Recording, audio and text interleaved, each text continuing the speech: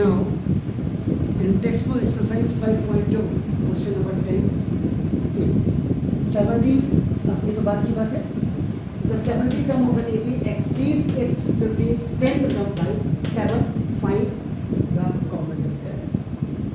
Exceed का मतलब कायदे से प्लस होता है आपका नाम. आप डिफरेंस भी कर सकते हैं, इसमें ऐड भी कर सकते हैं, दोनों बात. अब solution number 10. Let small a be the first term of an AP and small d is the common difference. Yeah, its common difference we have. This line you have to print or you have to type, you have to write in every question which is related to the AP. एक number का हो या दो number का हो, कोई फर्क नहीं पड़ता. अब कायदे से तो ए पी आपका नाम जो स्टैंडर्ड फॉर्म है of A P, first term, second term, third term, and अगर आप लास्ट टर्म आप शो कर रहे हैं, this is your finite A. And if you are not going to write the last term, so that is not the finite, that is the infinite AP. So after writing this one, now you please come to the statement. Now what is the statement? Now see, 17th term of an AP, fully you type this, AP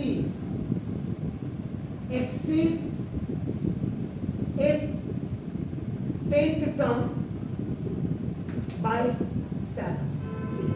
This statement is given to you. 17th term. Now देखो this is 17th term. Exceed कर रहा है तो plus. Now this is the 10th term में आपका you have to add this 7. And in few books it will be written as your 17th term. So when this 10th term is coming on the left hand side, so its sign is going to be changed by that one. So now this is the 10th term and equal to 7. ये हर किताब में लिखा होगा, लेकिन ये समझाने को कोई अपनी बुद्धि का दुरुपयोग नहीं कर रहा है, उपयोग तो दूर की बात है.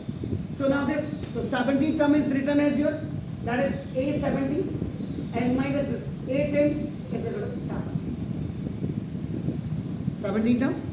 And this 17th term is written as A plus 16d and minus this is A plus 9d equal to 7.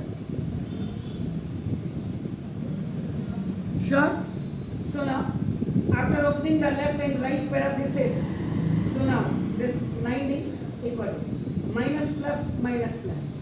First term are cancelled. So 17 may say after now this 17d, now this one. 7d is equal to 7. So d is equal to 7 by 7 by cross multiplication. So now d is equal to, this is your common difference and that is coming 1.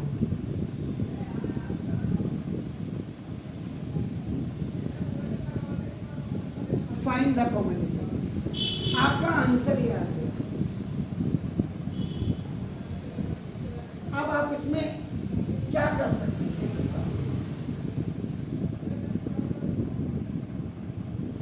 Extra क्या कर सकते हैं? आप बताइए, what can you do the extra? कैसे, how will you find out the A? How will you find out? आप try करिए. मेरे हिसाब से आप A17 निकाल दो, इसमें आप A10 निकाल दो.